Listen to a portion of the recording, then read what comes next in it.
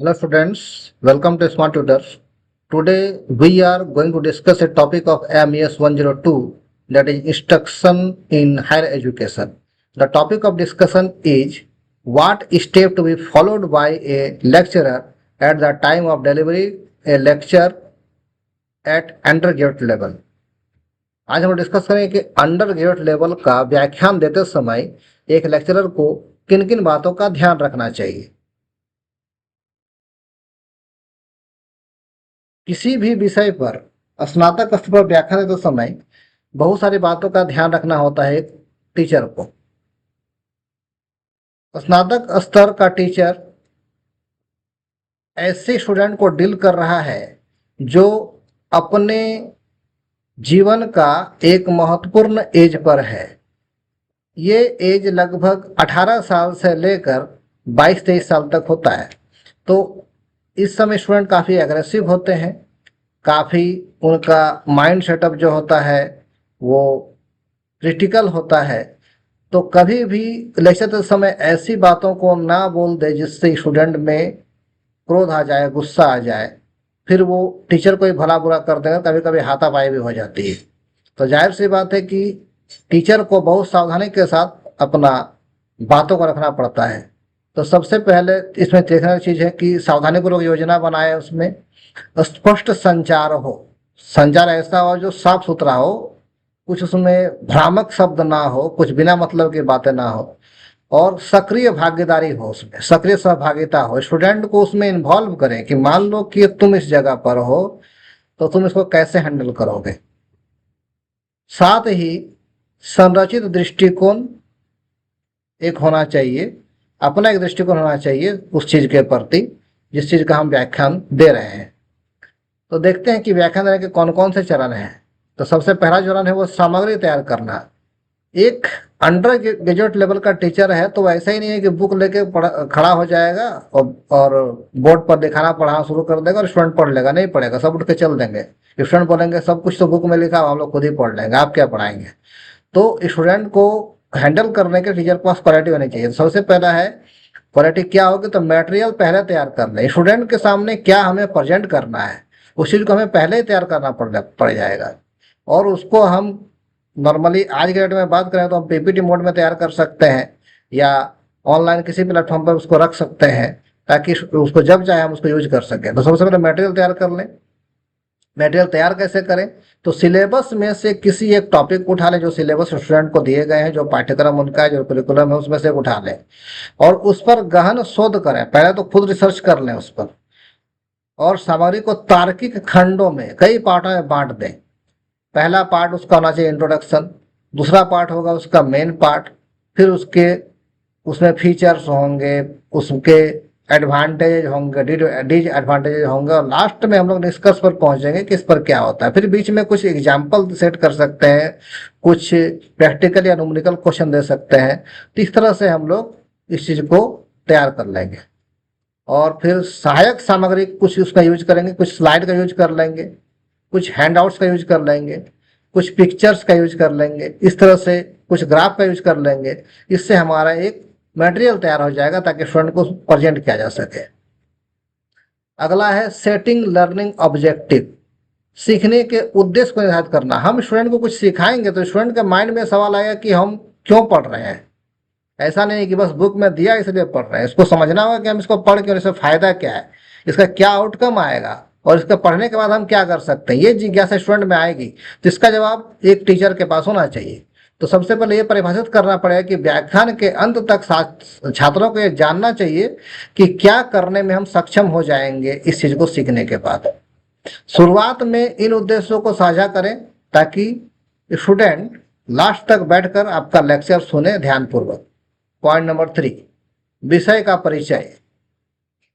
किसी टॉपिक पर हम डिस्कस कर रहे हैं तो उसका इंट्रोडक्शन देना बहुत जरूरी है। उसके साथ कुछ एग्जाम्पल दे सकते हैं या छोटे छोटे स्टोरी, शॉर्ट स्टोरी हम उनको सुना सकते हैं कि ऐसा हो सकता है, ऐसा हुआ। कुछ इमेजिनरी फिगर लेकर हम स्टोरी तैयार कर लेंगे और उसको सुना सकते हैं। एक पृष्ठभूमि तैयार करेंगे ताकि स्टूडेंट उसको ध्यान से सुने, समझे और विषय के प्रति रुचि ले, और ये बताएंगे स्टूडेंट को कि ये विषय महत्वपूर्ण क्यों है। पॉइंट नंबर 3 हो गया। पॉइंट नंबर 4, स्ट्रक्चर डिलीवरी, संरचित प्रस्तुति। हम जब लेक्चर को प्रेजेंट करेंगे स्टूडेंट के सामने में, तो उसमें कुछ अवधारणाएं, मान्यताएं होगी, उसको क्रमबद्ध करके रख लेंगे और प्रेजेंट करेंगे। हम मिक्स नहीं कर सकते हैं कि कई सारी अवधारणाएं कि मतलब किसी एक विद्वान ने ऐसा कहा, दूसरे विद्वान ने ऐसा कहा, बाद में मर्ज कर देंगे, ऐसा नहीं होना चाहिए। एक विद्वान की बातों को एक जगह, दूसरे विद्वान को बात को दूसरी जगह, और ऐसे रखनी चाहिए हमें बातों को। एग्जाम्पल के लिए हम न्यूटन के लॉ को आर्किमिडीज के सिद्धांत के साथ नहीं मिला सकते हैं, फिर गड़बड़ हो जाएगा। तो अलग अलग हमको रखना पड़ेगी चीजों को। अवधारणा को क्रमबद्ध तरीके से प्रस्तुत करें, सरल से जटिल की ओर बढ़े। मतलब पहले इजी को रखेंगे, बाद में हम लोग मुश्किल वाले को रखेंगे। फिर कुछ विजुअल होने चाहिए, कुछ डायग्राम होने चाहिए, कुछ मल्टीमीडिया को यूज करेंगे उसमें समझाने के लिए, कुछ ग्राफ का यूज कर लेंगे, कुछ नेट के कुछ पिक्चर्स का यूज कर लेंगे इंटरनेट से निकाल कर। प्रत्येक खंड के बाद मुख्य बिंदुओं को उजागर करें। मतलब एक पार्ट करने के बाद, कंप्लीट करने का, उसके मेन पॉइंट क्या है उसको हाईलाइट कर देंगे, ताकि स्टूडेंट को ये बताया जाए कि आप जब एग्जाम का आंसर देखेंगे तो इन पॉइंट को आप ध्यान रखेंगे और इनका यूज करेंगे वहां पर।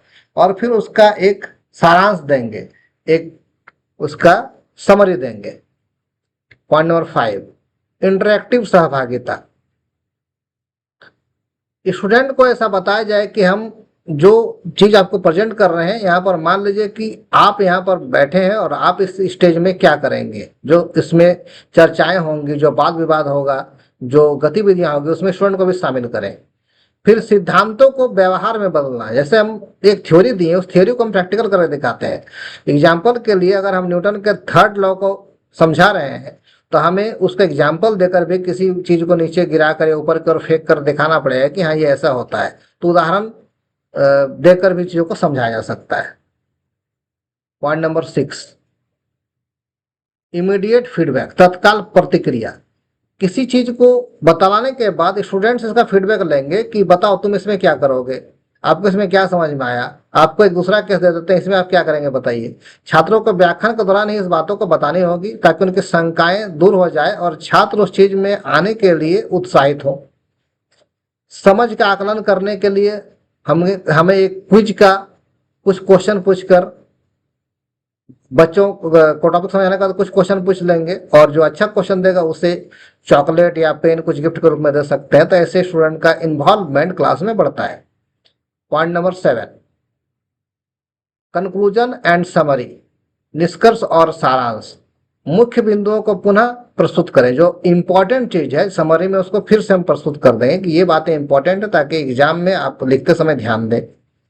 सीखने के उद्देश्यों को दोहराएं कि हम सीख क्यों रहे हैं, इसका उद्देश्य क्या है, इसको सीखने के बाद क्या हो जाएगा, और दिखाएं कि वे इसको पूरा कैसे कर सकते हैं।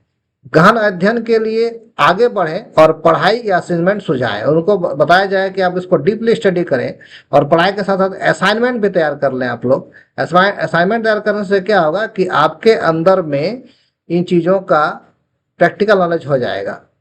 पॉइंट नंबर 8, मूल्यांकन और आत्मचिंतन। छात्रों से प्रतिक्रिया करें, छात्रों से फीडबैक लें कि आप इसको अभी तक क्या समझ पाए और आप इसका यूज कैसे कर लेंगे। इस प्रकार से विचार करें कि क्या अच्छा रहा, और भविष्य में जो लेक्चर्स होंगे उनमें क्या सुधार किया जा सकता है। स्टूडेंट से लेना पड़ेगा कि क्या आपको मेरा लेक्चर अच्छा लगा या कुछ कमी लगा, तो बताइए कि सुधार कैसे करें, और आप मुझे इसमें कैसे हेल्प कर सकते हैं कि मैं अपने लेक्चर को सुधार सकूं।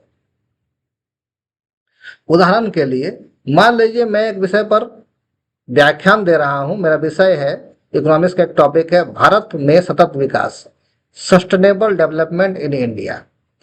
तो इसमें जो पॉइंट को ध्यान देने वाली है लेक्चर तैयार करते समय, उसको देखते हैं। Point number 1, being with a real world example.